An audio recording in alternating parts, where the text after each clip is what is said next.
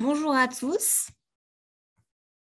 Donc, il est 13 heures. Bienvenue au jeudi donc, au Occitanie, donc le rendez-vous des soins oncologiques de support en Occitanie. Bienvenue pour cette session 10 sur le dispositif de parcours de soins global après le traitement d'un cancer.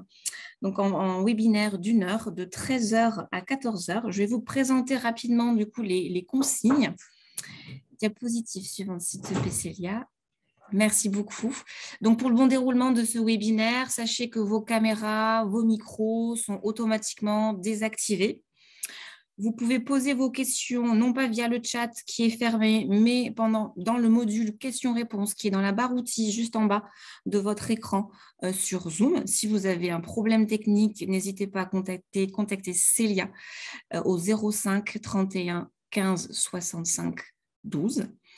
Pensez à activer le mode galerie pour avoir une meilleure visibilité de l'ensemble des intervenants. Ce webinaire est enregistré pour vous mettre à disposition un replay qui sera accessible sur le site du réseau d'ici une petite semaine. Votre avis nous importe beaucoup. Nous allons vous envoyer d'ici une quinzaine de minutes dans le chat un questionnaire de satisfaction et on vous rappellera aussi de le remplir à la fin de la réunion. Ça nous aide vraiment pour nous d'avoir votre avis pour pouvoir lancer d'autres sessions sur les jeudis donc Occitanie. C'est vraiment important que vous puissiez le remplir et nous le renvoyer. Je vais vous présenter donc le programme qui est sur la diapositive suivante. Donc, l'introduction que je viens de faire. Je vais passer ensuite la parole à l'équipe projet de l'appel à projet parcours de soins global après traitement donc, du cancer, qui est un dispositif qui permet de renforcer l'accès des patients qui ont été traités donc, pour un cancer, accès aux soins oncologiques de support, donc, à destination de patients qui sont en affection longue durée, qui a été mis en place donc, par l'ARS Occitanie à l'issue d'un appel à projet.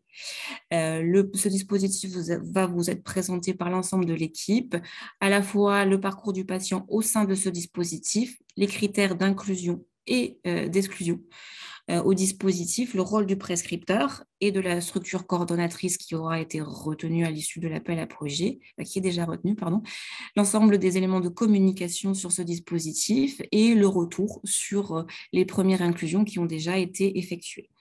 Donc, je passe la parole à Jordan Guerita pour introduire la première partie sur le parcours du patient et la présentation du dispositif. Bonjour à tous. Peut-être que pour commencer,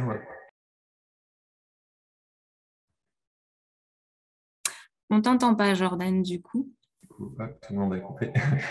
Juste pour...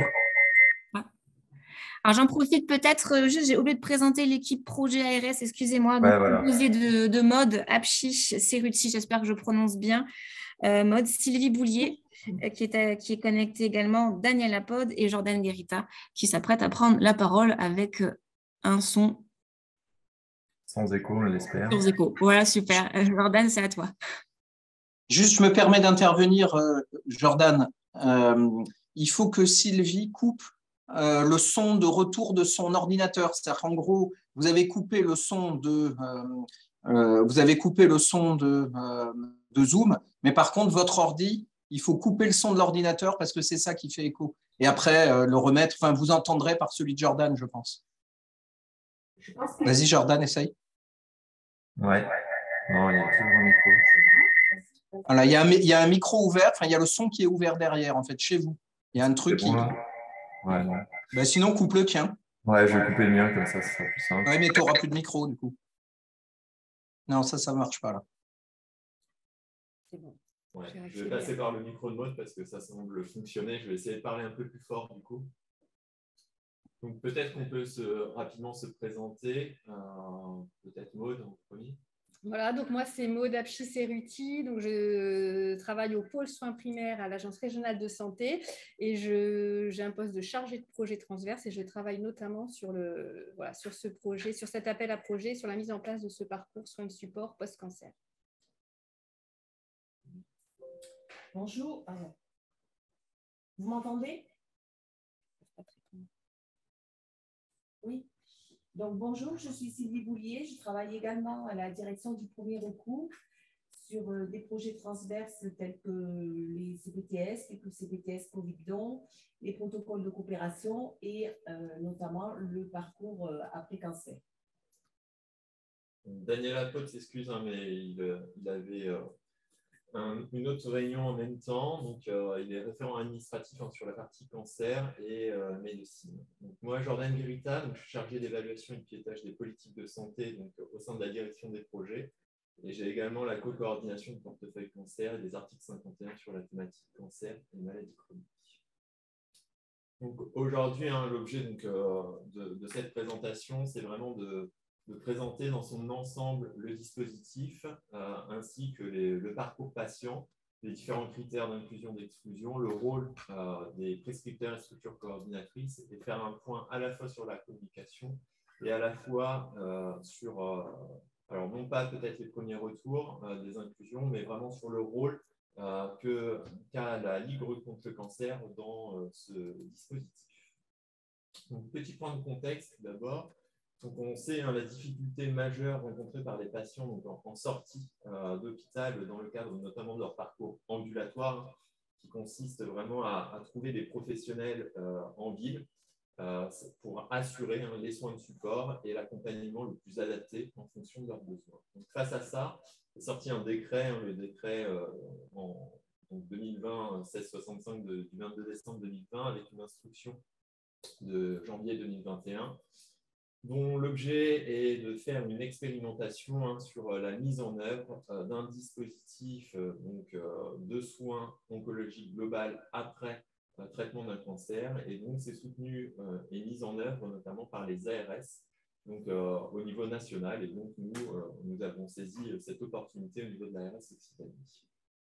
C'est un dispositif qui est inédit, tout d'abord parce que ces soins de support donc, sont prescrits par un médecin traitant, l'oncologue ou encore un pédiatre, et ils ont vocation d'accompagner les patients en ALD, donc ALD en lien avec le cancer.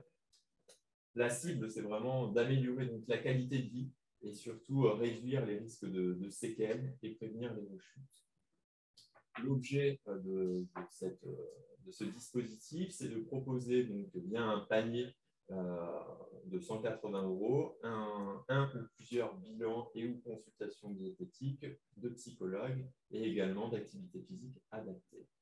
Tout l'enjeu, comme je l'ai dit au début, de ce dispositif est vraiment de permettre aux patients d'avoir un parcours individualisé et modulable, de prévoir cet accompagnement directement après cancer, donc c'est presque à la sortie, je dirais, de l'hôpital et au plus près des patients. Le plus souvent, donc, hors hôpital, c'est notre volonté, ça a été vraiment la volonté marquée de l'agence, afin de privilégier vraiment des parcours en ville. L'objet était également de permettre une prise en charge des patients donc, en proximité avec une grande disponibilité. L'objet est de ne pas attendre plusieurs mois pour pouvoir avoir une consultation, mais d'être vraiment en anticipation et de pouvoir vraiment faire bénéficier aux patients d'une réponse à un besoin à l'instant. Suite à cette parution donc, des différents décrets, l'ARS a mis en place donc, un appel à projet qu'elle a lancé en juillet 2021 pour sélectionner un certain nombre de structures, dites structures coordinatrices, pour vraiment coordonner l'ensemble de ce dispositif en région. L'objet est que ces structures aient également la possibilité de conventionner avec un ensemble de professionnels au plus proche du domicile des patients. Donc, suite à cet appel à projet, on a retenu au niveau de l'agence 19 structures qui sont très variées, puisqu'on a à la fois des structures d'exercice coordonné, des structures donc, qui sont des associations, des SSR et des établissements de santé. Donc, au niveau de la représentation, au niveau de la région, on peut voir que une grande partie de la région Occitanie est couverte, excepté pour la Lozère et les PO, où voilà, on a encore quelques difficultés à identifier des structures, et c'est pour ça qu'on lancera certainement un nouvel appel à projet. Dans le cadre de ces structures également, on peut voir une disparité en fonction des différents départements, et donc on essaiera également au cours de l'année prochaine d'étoffer ce nombre de structures pour avoir vraiment une disponibilité ou en tout cas avoir un maximum de ressources pour les patients. Si on rentre maintenant dans le parcours du patient face à ce dispositif, donc comme je l'ai évoqué au début, l'idée c'est le patient sort de la phase parcours de soins, donc fin de traitement actif, et l'idée est qu'il puisse avoir une information le plus rapidement possible sur ce parcours, à la fois par le prescripteur ou encore par la structure coordinatrice. Tout l'intérêt et toute l'innovation de ce parcours, c'est de reposer sur une prescription médicale qui doit être faite par le patient traitant, l'oncologue du patient ou le pédiatre. L'idée est ici d'avoir un repérage des besoins du patient pour l'accompagner au mieux dans cette sortie de parcours de soins, avec la possibilité de donner aux professionnels donc, une matrice, je dirais, sur lequel ils peuvent s'appuyer dans le cadre du nouveau référentiel des soins oncologiques de support des patients publié par l'INCa. L'objet est vraiment d'avoir une possibilité de répondre aux besoins du patient. Et pour cela, on a proposé donc un formulaire de prescription qui est mis à disposition, mais pour lequel il est tout à fait possible de rédiger une prescription habituelle ou un autre format de prescription. L'idée essentielle est d'avoir les éléments phares, c'est-à-dire le dernier traitement, la date de dernier traitement, l'organe touché, et également d'avoir sur cette prescription la date de prescription qui est un élément essentiel. Vous verrez pourquoi juste après. L'idée de cette prescription, c'est de la transmettre par la suite aux structures coordinatrices selon les besoins du patient. Donc, on va voir qu'il y a un pool, donc un panier de 180 € par patient et par an, ce qui veut dire qu'il n'y aura pas d'avance de frais ni reste à charge pour le patient. L'objet étant que ces 180 € sont à répartir selon les besoins du patient. Exemple, on a un patient qui a besoin d'un bilan psychologique. S'il a simplement un seul bilan, il pourra bénéficier de 6 consultations de 30 minutes de soutien psychologique ou de 3 fois 1 heure. L'idée ici, c'est que si on a 2 bilans, on a donc un bilan diététique par exemple et un bilan psychologique, et on aura simplement 4 fois 30 minutes ou 2 fois 1 heure de consultation diététique ou psychologique. Donc ça, c'est vraiment le médecin prescripteur qui définit en fonction du besoin du patient la répartition la plus à même d'accompagner le patient. L'objet ici, c'est qu'on a souhaité rassembler parfois donc, les séances, de passer de 30 minutes à 1 heure, dans le but de pouvoir permettre une meilleure réponse aux besoins du patient.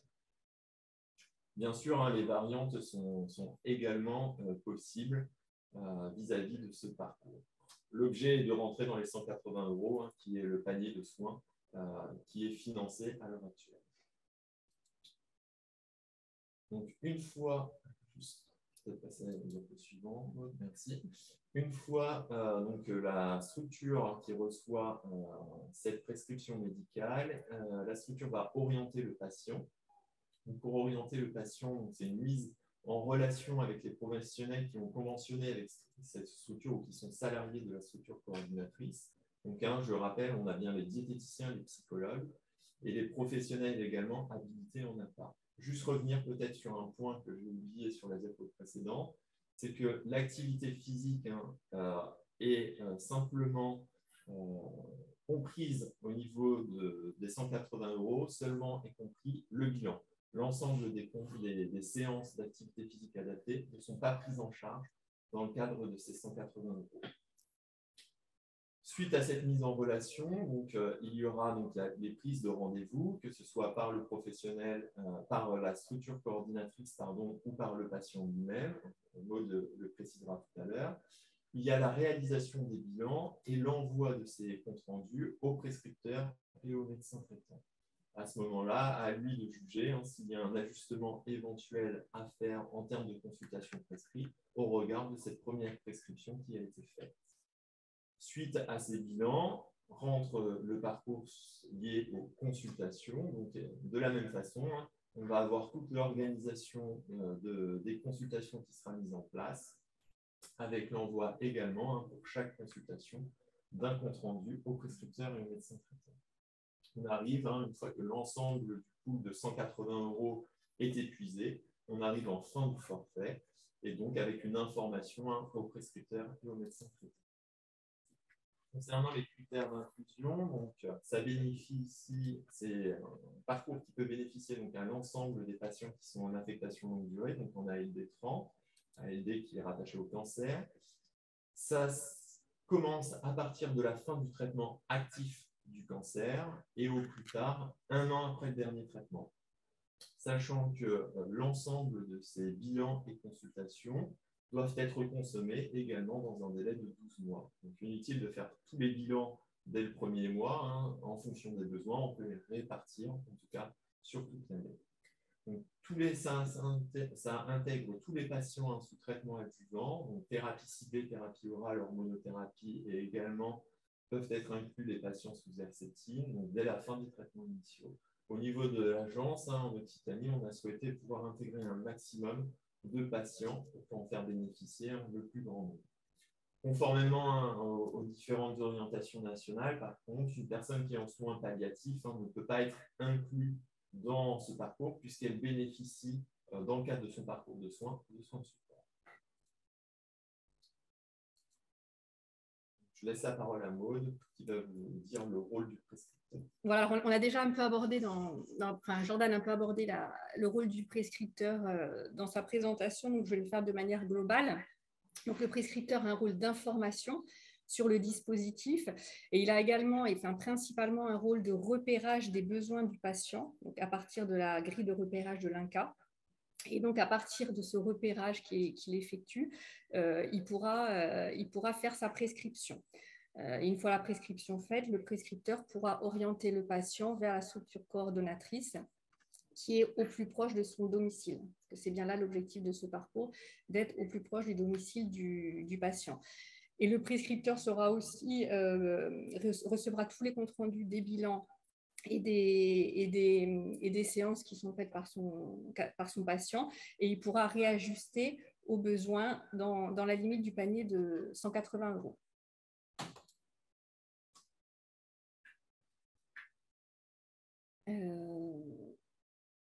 Une analyse, ça c'est un petit peu plus technique, donc vous lirez le diaporama, mais l'échange se fait soit par la messagerie sécurisée, soit par un système d'information qu'on propose au niveau de l'Agence régionale de santé pour faciliter les échanges entre les patients, la structure coordonnatrice et les professionnels de santé.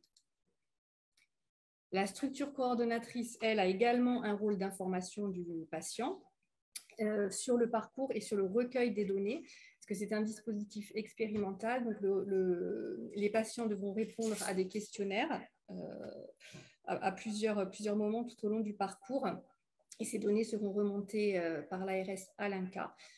Donc le patient doit bien évidemment être informé de ce questionnaire au début de son entrée dans le dispositif. La structure coordonnatrice a un rôle important également elle aura repéré bien sûr au préalable les professionnels qui interviendront et doit communiquer ces coordonnées aux patients, c'est-à-dire aux diététiciens, aux psychologues, aux kinés, aux enseignants APA qui se trouvent au plus proche du domicile du patient. Charge au patient de prendre des rendez-vous auprès de ces professionnels. La structure coordonnatrice peut aussi aider, si besoin, dans la prise de rendez-vous. Et ensuite, ça, on l'a vu. Voilà. Et ensuite, on a toute la remontée des données pseudonymisées à l'ARS en vue d'un retour à l'INCa. Et ça, c'est la structure coordonnatrice qui le fait. Je vais laisser la parole à Jordan pour justement l'évaluation, qui a parlé d'évaluation du dispositif. Juste rappeler au niveau de la coordination, on a souhaité au niveau de l'agence soit mettre en place l'utilisation de SPICO, qui est notre outil régional de coordination, mais on a également mis à disposition une autre plateforme, qui est la plateforme unique de Nuclemed, Donc, le but était surtout de permettre de faciliter la remontée en tout cas de données, notamment liées à l'évaluation du parcours, puisqu'on est dans une expérimentation. Et il y a vraiment un intérêt pour nous à avoir un maximum de données à remonter à l'INCa, qui elle-même doit remonter les informations au Parlement. L'objet, c'est d'avoir à la fois le repérage des besoins, l'évaluation du déploiement, les évaluations de process liées à cette expérimentation et l'évaluation de satisfaction. L'ensemble de ces données sont liées à des questionnaires et pour simplifier le rôle, ou en tout cas pour optimiser le rôle des structures dans cette coordination et dans ce relevé d'informations, on a souhaité mettre en place une plateforme mise à disposition au bon vouloir des structures pour permettre une phase d'auto-questionnaire, en tout cas pour les patients qui sont en capacité d'utiliser les ressources informatiques. Donc vraiment à la fois une coordination et à la fois une évaluation qui est très importante pour faire évoluer ce dispositif et on l'espère pouvoir améliorer des éléments puisqu'on a déjà pas mal de remontées, même si ce dispositif est plutôt dans sa phase initiale de déploiement. On a déjà pas mal fait remonter de données au niveau de l'INCa et tous ces éléments seront nécessaires à faire bouger entre guillemets les lignes pour améliorer ce dispositif. Donc, en termes de communication autour de ce parcours, nous avons travaillé au sein de l'agence sur plusieurs supports. Nous avons élaboré une affiche et un flyer qui ont été mis à disposition de nos délégations départementales, qui seront distribués dans les centres de santé, les MSP, etc. Les flyers également pourront être déposés dans les salles d'attente des médecins libéraux. Nous avons également mis ces documents sur notre site Internet et ils seront également diffusés sur les réseaux sociaux. On a travaillé également sur un livret prescripteur et un modèle de prescription. Ces deux outils ont pour but de faciliter la tâche des prescripteurs. Ils sont sur notre site Internet. On peut les utiliser ou pas. C'est à titre d'exemple pour vous faciliter la tâche. Il y a également une vidéo qui est en cours de réalisation et qui sera diffusée également sur les réseaux sociaux. Donc, en termes de communication de ce qui a déjà été fait, on a communiqué auprès des structures coordinatrices à partir du mois de juin 2022. Sur le mois de novembre, il y aura une information faite auprès des médecins généralistes par les URPS qui vont communiquer à travers un mailing et également sur leur newsletter.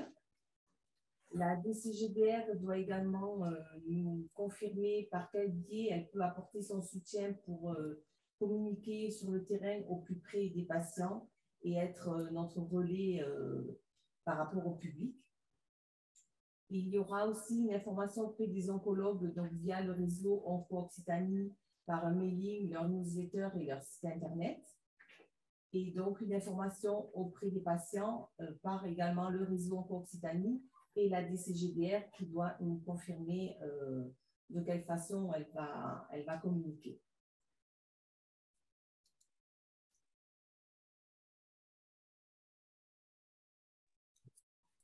Je vais prendre la parole rapidement pour présenter une des structures coordinatrices, en tout cas, qui est présente sur plusieurs départements. Mais peut-être que je vais laisser, avant de répondre aux questions, je ne sais pas comment on le gère, il y a plusieurs questions d'ordre très technique et qui sont apparues là sur les questions-réponses.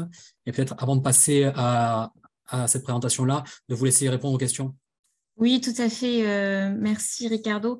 Merci à tous les trois pour cette intervention. Donc effectivement, on a plusieurs questions dans l'onglet questions-réponses. La première, peut-être pour vous Ricardo, quelle est la grille de repérage de l'INCa? C'est une question d'Alexandra Garel.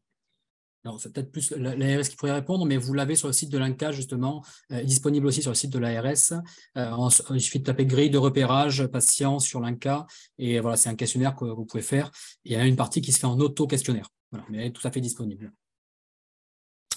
Une autre question sur les rendez-vous planifiés à la fin des parcours. Comment peut se poursuivre l'accompagnement d'un patient dont les besoins iraient au-delà des rendez-vous forfaitairement prise en charge? Est-ce que la continuité de la prise en charge devient à la charge du patient ou est-ce qu'elle peut être inclue une seconde fois pour bénéficier d'un second forfait? Peut-être Jordan, Maud et Donc, Sylvie.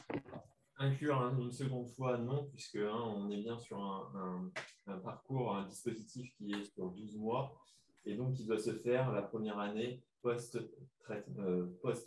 tout cas dernier traitement actif. Donc forcément, on est sur une année, donc on ne peut pas enchaîner deux forfaits à la suite.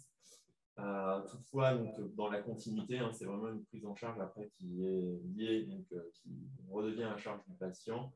Après, il y a différentes structures qui proposent également une continuité de sessions de support. Justement, je compléterai ce point-là tout à l'heure.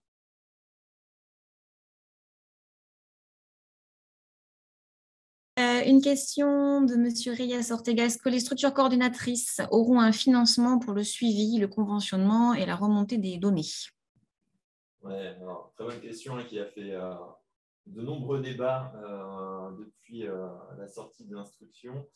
La réponse est non. Il n'y a pas de financement prévu, en tout cas dans le cadre de l'appel à projet, pour un financement de coordination, que ce soit pour le suivi, le conventionnement ou les remontées des données. C'est pourquoi nous, au niveau de l'agence, on a souhaité essayer d'être facilitant en proposant la plateforme que je vous ai évoquée, unique, que je vous ai évoquée tout à l'heure.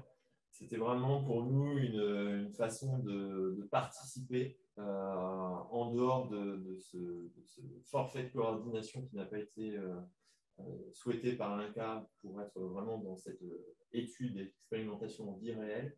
Et donc, voilà, on a essayé de trouver des solutions.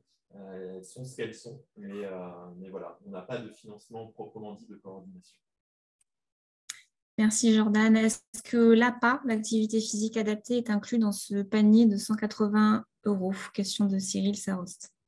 Dans les 180 €, on a simplement le bilan d'activité physique adaptée, mais pas les séances. Donc, on a souhaité, nous, dans le cadre de l'appel à projet, orienter l'ensemble des structures pour qu'elles recherchent des associations ou d'autres structures qui proposaient de l'activité physique adaptée.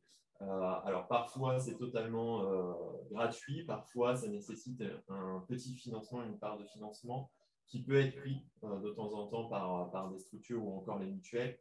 Donc voilà, le bilan est inclus dans cette prise en charge, mais pas les consultations. Donc ça c'est vraiment tout un travail qui est encore à faire.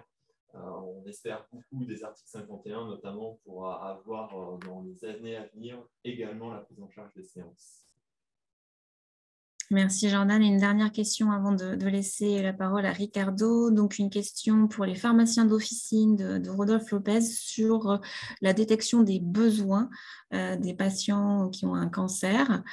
S'ils peuvent être décelés directement par les pharmaciens d'officine, comment communiquer ces besoins via le DCC, l'oncologue, le médecin traitant, la structure coordinatrice directement?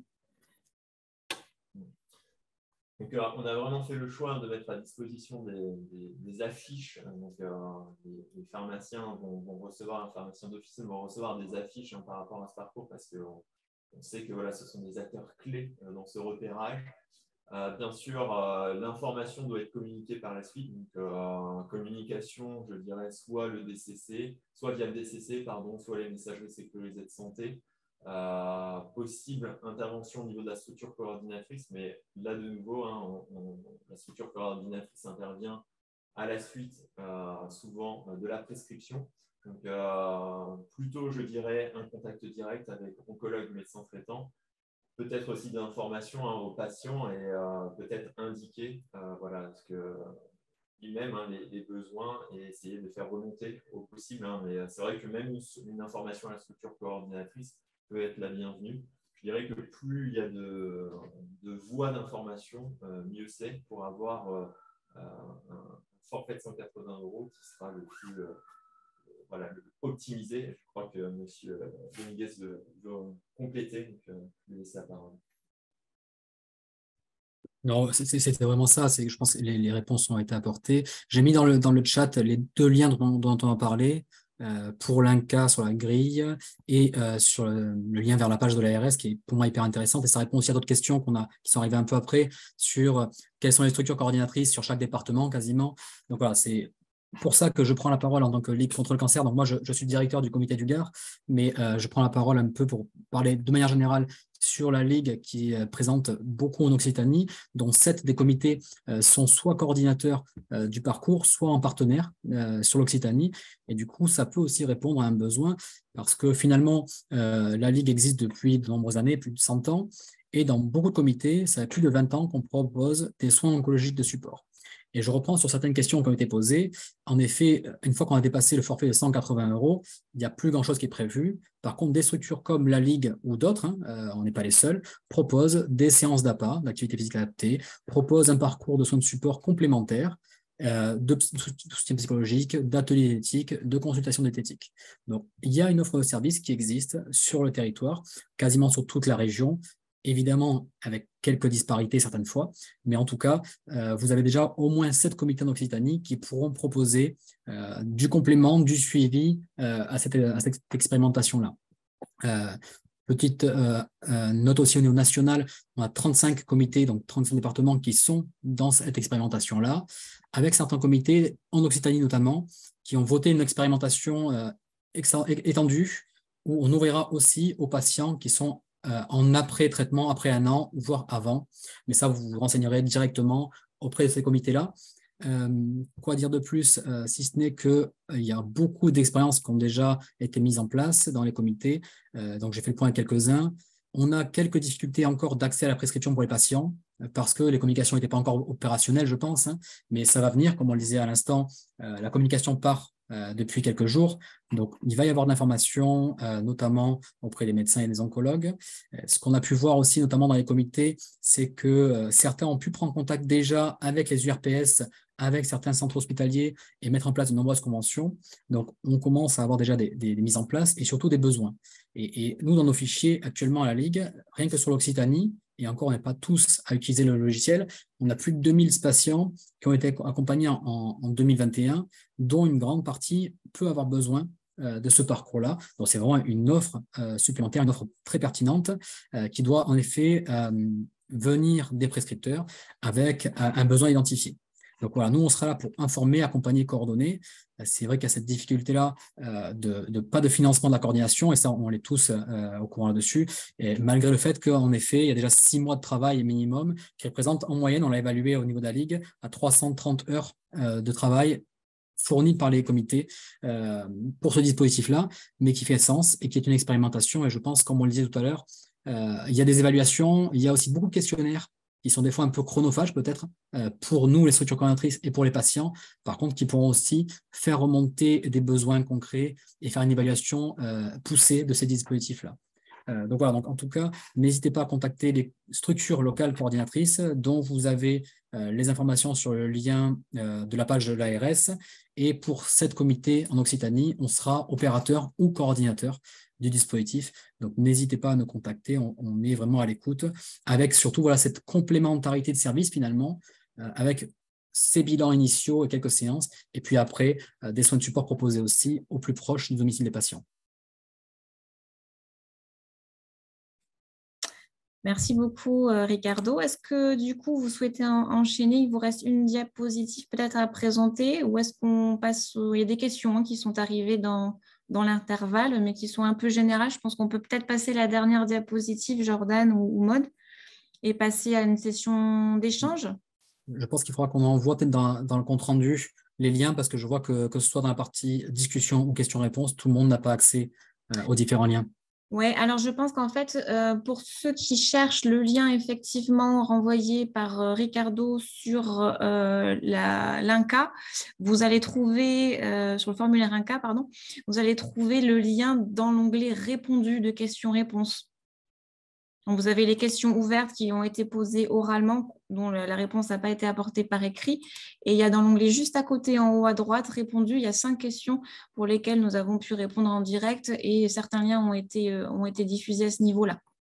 On vous les renverra de toute façon par ailleurs, sans souci. Oui, donc je repasse la parole à Jordan ou Maud. ou Sylvie, je ne sais pas. Lien en tout cas sur le lien direct pour aller sur le site de l'agence. Vous trouverez les différents livrets et également dans ces livrets les liens pour les différents supports INCA qui ont été évoqués. Et juste, voilà, l'idée c'était de rappeler aussi qu'on aurait certainement une nécessité de combler, je dirais, de renforcer certaines structures sur certains départements dans le cadre d'un nouvel appel à projet qui devrait avoir lieu cette fin d'année 2022, pour être plus réaliste, je dirais début 2023. Je crois qu'il y avait des questions, notamment une sur la prise en charge des transports. Oui, de Virginie Palis. Juste pour vous signaler que la prise en charge n'est pas intégrée, n'est pas inclus dans ce forfait de 180 €. Merci Jordan pour cette réponse. Nous avons d'autres questions. Une question de Rodolphe Lopez sur l'ISGT. Qu'en est-il de l'ISGT? Une bien bonne question. Peut-être, Rodolphe, si vous pouvez accéder à l'onglet questions-réponses pour préciser votre demande. En attendant, je passe à la question suivante de Muriel Riche sur les structures comme la CAMI qui sont spécialisées en activité physique adaptée. Offrent-elles aujourd'hui la ressource en psychologie et diététique? Alors, ce n'est pas leur action première, mais en effet, pour pouvoir candidater du coup à cet appel à projet, il fallait pouvoir faire bénéficier les patients des 3 éléments qui sont impactés dans le cadre de ce dispositif, à savoir la partie psychologue, diététicien nutritionniste et activité physique adaptée. Donc, bien sûr, la CAMI qui est présente sur 2 territoires, met à disposition également des ressources en psychologue et en diététicien. Merci Jordan. Nous avons une question d'Amélie Rouanet. Est-ce que le médecin peut choisir le professionnel qui va assurer le suivi du patient? Donc, au niveau du médecin, le médecin ne peut pas choisir le professionnel qui va suivre le patient. L'ensemble des professionnels ont dû conventionner avec les structures coordinatrices. Donc, avec un peu de chance, peut-être que ce professionnel est dans le listing de la structure coordinatrice de proximité. Après, si ce professionnel veut s'impliquer, il y a aussi la possibilité d'en faire la demande à la structure coordinatrice, mais il n'y a pas un choix libre, entre guillemets, des professionnels qui sont acteurs de ces soins de support. Il y a une nécessité de conventionnement, puisque le financement, c'est tout simplement une charge de financement, en fait. Nous, on finance les structures coordinatrices et c'est elles qui relaient par la suite en fonction des bilans et des consultations qui sont exécutées. C'est elles qui financent par la suite ces différents professionnels. Donc, nécessité de conventionnement, et pour nous, c'est une chose importante aussi, puisque ça permettait d'avoir je dirais une cohérence et une valeur ajoutée, puisque à chaque fois, on a demandé les CV. Donc, ça a permis aussi d'avoir des ressources qui soient pour nous fiables, entre guillemets, puisque chaque personne qui est impliquée a des compétences ou a déjà eu des patients atteints de cancer, donc ils pourront répondre au mieux à leurs besoins. On a M. Lopez qui a du coup reformulé sa question. Merci. Alors, je n'avais pas l'acronyme en tête. ISGT, c'est l'Institut du sein du Grand Toulouse, qui a déjà mis en place un parcours de soins pour les patientes en après-traitement, après-cancer. Est-ce que du coup, l'Institut du sein du Grand Toulouse, ISGT, est considéré comme une structure labellisée ou structure coordinatrice? Merci pour ce complément, parce que les SGT, moi, ça me parlait sur un autre sujet, donc c'est bien que ce soit reformulé. Donc, les instituts du sein, que ce soit au niveau de Toulouse, Institut du sein de Toulouse, je crois qu'ils ne sont pas structurés. Donc, après, voilà, c'est un enjeu, je dirais, un enjeu de coordination entre ce qui est déjà mis en œuvre dans certains établissements de santé, sachant que la plupart, ils sont assez peu à avoir répondu positivement, puisque c'était aussi une volonté de notre part d'être hors les murs. Donc, lorsqu'ils ont candidaté, on les a incités à aller à l'extérieur, donc en se rapprochant de professionnels au plus proche du domicile des patients. Donc, au final, peu de structures ont été retenues, puisque ça a nécessité un effort de coordination supérieur. Donc, à mon sens, l'Institut du Sein Grand Toulouse n'est pas considéré comme structure labellisée, en tout cas labellisée avec des grands guillemets. On ne labellise pas, on a conventionné avec des structures. Oui, parce qu'il faut-il encore que les structures fassent appel à projet et candidatent. Et dans plusieurs départements, en fait, la question du frein au budget était aussi un frein pour certaines candidatures. Donc, même des grosses structures, des fois, ne peuvent pas candidater parce que ça demande de l'implication financière sur fonds propres déjà. Voilà.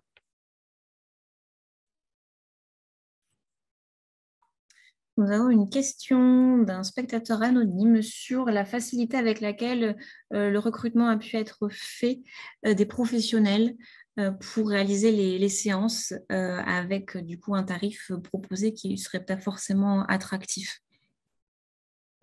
C'est une des difficultés au final, puisque pour être totalement transparent, on est sur un bilan à 45 €. Il n'y a rien de secret, puisque c'est directement dans les instructions et les arrêtés que vous pourrez retrouver. Donc, on est sur des bilans à 45 € et des séances, donc bilan 45 € pour 1 heure et des séances de 30 minutes à hauteur de 22,50 €. Concrètement, je vous expliquais tout à l'heure qu'on a dû regrouper des séances de 30 minutes pour pouvoir, en tout cas pour faciliter le conventionnement de certains professionnels avec les structures coordinatrices. Je vais prendre l'exemple type, les psychologues ne s'y retrouvaient pas et professionnellement, je dirais, pour une intervention de 30 minutes et financièrement. Donc, l'idée a été de pouvoir, donc ça on l'a négocié avec l'INCa, de pouvoir assembler 2 séances de 30 minutes pour avoir un coût à 45 € et une séance de 1 heure qui semblait être plus en cohérence aussi pour répondre aux besoins des patients. Il y a la partie financière, je dirais, mais il y a aussi la cohérence pour répondre aux besoins des patients. Et donc, on a eu cette facilité, ou en tout cas accordée par l'INCa, de pouvoir rassembler 2 séances de 30 minutes. Mais c'est toujours un frein, l'aspect financier, donc ça a été négocié, c'est souvent négocié, c'est dans les tarifs qui sont liés aussi aux expérimentations de type article 51, on est sur cette base tarifaire, et donc après, c'est aussi ces retours, et c'est là toute l'importance pour nous de l'évaluation et des retours qui seront faits. Ce dispositif, c'est une première base qui est très intéressante, avec ce panier de 180 €. Bien sûr, dès la mise en place, je dirais qu'il y a eu des freins qui sont ressortis très rapidement. Et à nous d'avoir énormément de matière pour faire remonter l'information à l'INCa et espérer des évolutions plutôt positives dans un cadre d'un dispositif qui est déjà précurseur et très intéressant, puisque ça faisait longtemps qu'on attendait ce panier de 180 € pour initier en fait ces soins après le traitement du cancer. Et si je peux ajouter, l'une des difficultés aussi, au-delà de la question financière, c'était des personnes compétentes dans l'accueil des personnes malades de cancer. Tous ne sont pas à l'aise ou compétents sur ces publics-là. Et donc, il y a cette difficulté en plus qu'on rajoute.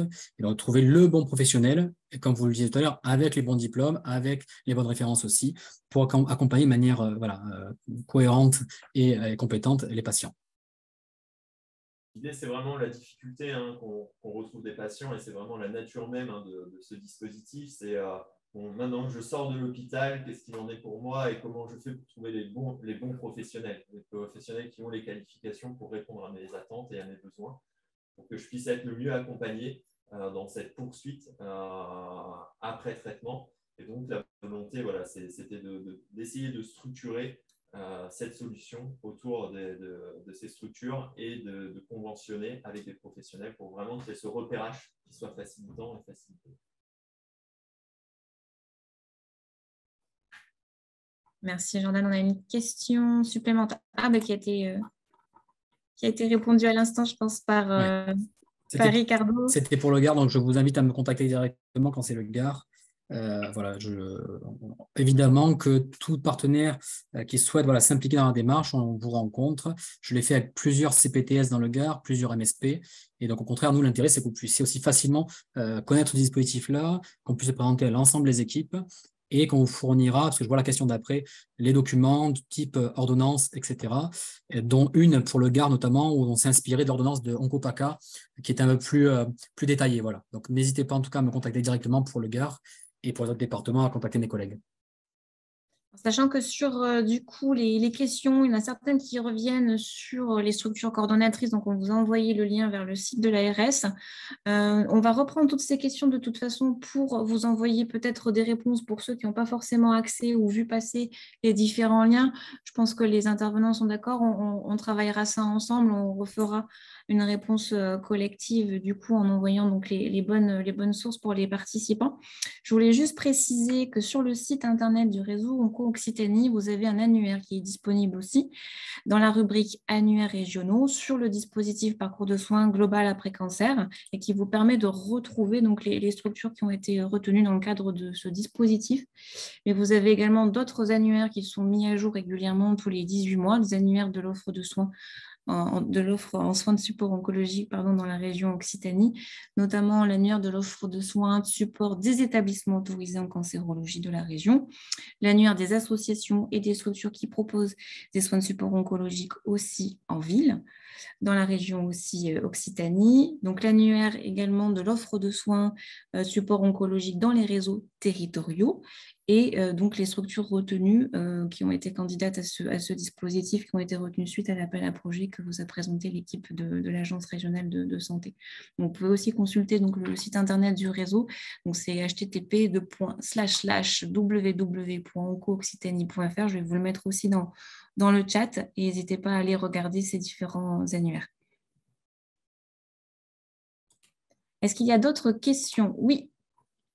Une question de Sylvie Venant. Nous avons un accord de financement par notre agence régionale de santé, laquelle on ne sait pas, peut-être vous pouvez préciser, Sylvie. Peut-on utiliser les supports mis à disposition, j'imagine, par l'ARS Occitanie? Je ne sais pas si j'ai bien compris la question. Alors, je pense que ça nécessite peut-être un éclairage, mais en tout cas… Val-de-Loire, Jordan. Ouais, voilà. Nous, l'ensemble de nos outils sont sur notre site internet, donc bien sûr, il est tout à fait possible de les utiliser, sachant que je sais, voilà, comme le disait M. Dominguez tout à l'heure, il y a eu un souhait de reprendre le modèle de construction fait par Oncopaka, il me semble. Nous, l'idée, c'est de faire évoluer les outils pour qu'ils répondent au mieux aux besoins. Donc, voilà, s'il y a des retours à nous faire, on ajustera. L'idée, c'est de permettre à un maximum de patients de pouvoir en bénéficier, donc d'être assez dynamique. On a été depuis le début pour essayer vraiment de créer une émulsion autour de ce dispositif qui nous tient à cœur et qui est vraiment un objectif intégré dans les priorités opérationnelles, en tout cas de l'agence. Et donc, la volonté est d'améliorer en temps réel ces outils. Donc, n'hésitez pas à les utiliser et également à nous en faire parvenir pour qu'on puisse les adapter en fonction. Nous avons une information aussi qui est arrivée de Muriel Rich sur effectivement le réseau Oncodiète Occitanie, qui répond effectivement, qui est un réseau aux diététiciennes qui sont formées donc à l'oncologie et qui répond aux exigences de ce dispositif au niveau tarification, au niveau de la formation aussi de ces diététiciennes. Et donc elle posait la question de si ce dispositif était bien connu de l'ARS.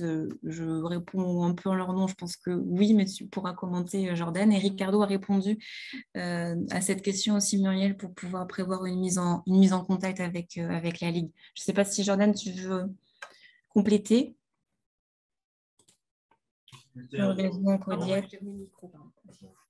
Lorsqu'il y avait des difficultés de recrutement, ou en tout cas de repérage de diététiciens et nutritionnistes dans les structures, bien sûr, votre structure a été un élément important pour nous. Donc, on a donné vraiment Oncodiète, on a orienté sur Oncodiète, sur également des fédérations de diététiciens en oncologie en région Occitanie. Donc, voilà, on a essayé d'apporter un maximum de réponses et d'aider au mieux les structures coordinatrices pour identifier des professionnels. Mais on ne manquera pas peut-être, c'est peut-être aussi à nous de renforcer aussi ces structures et de donner en tout cas de l'apport aux différentes structures coordinatrices pour qu'ils vous contactent également. essayer d'être un véritable relais pour optimiser, puisque voilà, dans ces structures, hein, on ne sait pas vraiment encore le nombre de la grosse difficulté, hein, si on voit au niveau national et dans le retour qu'on a récemment eu, c'est vraiment la prescription. Aujourd'hui, c'est une grosse difficulté, hein, puisqu'on a très peu de prescripteurs. Ça fonctionne très bien quand c'est intra-hospitalier, hein, puisque ça rentre dans, je dirais, le parcours. Et donc là, on a souvent un bon nombre de prescriptions.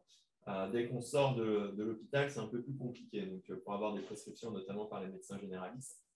Donc, on a fait vraiment une communication forte là, en début du mois de novembre, donc avec l'URPS médecins et également grâce au réseau pour la partie des professionnels en cancérologie. Il y a énormément de choses qui vont sortir. On va essayer de faire une vidéo aussi. Donc, l'idée, c'est, on a eu l'approche, je dirais, prescripteur. On va bientôt avoir l'approche patient. L'idée, c'est de mutualiser au maximum et d'informer au maximum pour avoir un nombre important de prescriptions. À savoir que le nombre de prescriptions important, c'est intéressant. Mais après, il faut aussi que les structures coordinatrices qu'on a sélectionnées soient en capacité, en fonction. On ne sait pas trop à quoi s'attendre, hein, pour être totalement transparent. Donc, peut-être qu'on va devoir aussi augmenter, ou en tout cas, ils vont devoir augmenter le nombre de professionnels par la suite. Et donc, forcément, il y aura peut-être une recherche aussi nécessaire pour actualiser leurs ressources, en tout cas en professionnel. Et donc, forcément, peut-être que voilà, il y aura besoin de contact avec Oncodiet.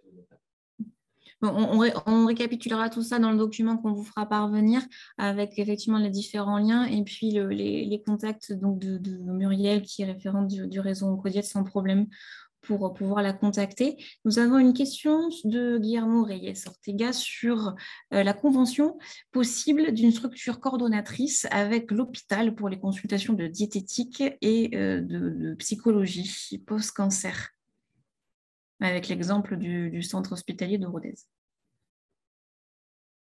Alors, je sais que voilà, on a certaines structures qui ont, alors, on a un DAC notamment qui a fait un lien avec un CH, donc c'est tout à fait possible, hein. C'est une organisation à avoir, donc après aux structures de se mettre en lien.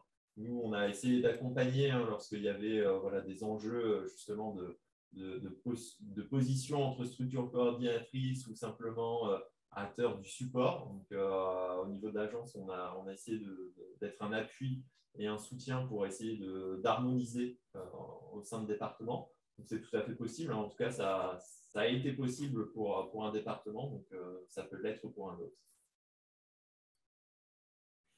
Nous avons une question de Cyril Saros. Est-ce que vos annuaires référencent les associations de patients? Alors, je pense que la question s'adresse au réseau, ou est ce que j'ai dit tout à l'heure. Donc, oui, tout à fait. Donc, les annuaires de soins de support vont référencer les associations de patients, donc certaines d'entre elles qui ont candidaté à l'annuaire des associations qui proposent des soins de support en ville, et notamment, par exemple, l'association Étincelle, mais aussi tous les comités de ligue départementaux de la Ligue contre le cancer sont référencés au sein de cet annuaire qui est consultable sur notre page internet, rubrique annuaire. Je vais vous mettre le lien aussi dans le chat, comme ça vous pourrez y accéder directement.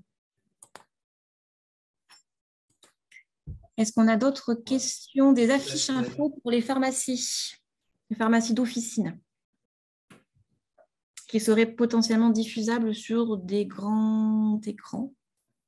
Oui, alors l'idée, hein, c'est vraiment que, juste peut-être rebondir sur ce que tu disais, Maëva, par rapport aux associations de patients. Un de nos objectifs aussi, c'est d'essayer de contacter les différentes associations de patients en tout cas nous, qu'on a à travers la DUH, pour essayer aussi qu'il y ait une diffusion de l'information qui soit faite et qu'on essaye de vraiment avoir, voilà, potentialisé. Hein, c'est vraiment, on a mis vraiment un gros pull sur cette communication pour que le dispositif soit connu aussi bien des patients que des professionnels. Au niveau des affiches, bien sûr, hein, vous allez recevoir au niveau des pharmacies des affiches. Alors, je crois qu'elles sont à la poste aujourd'hui, donc vous allez les recevoir dans peu de temps.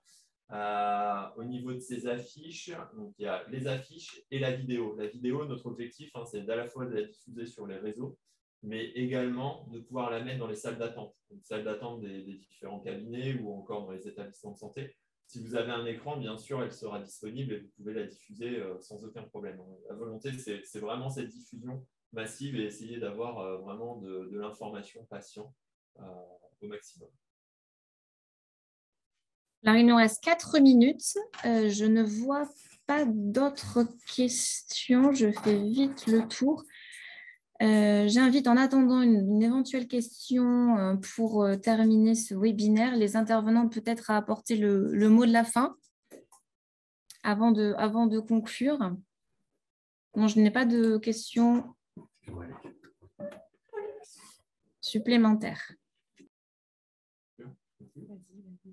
Donc, merci à tous. L'idée vraiment pour nous de cette séquence, c'était vraiment de pouvoir vous présenter le projet dans sa globalité, donc ce dispositif expérimental qui est vraiment, je le répète, mais une priorité, un objectif prioritaire pour l'agence.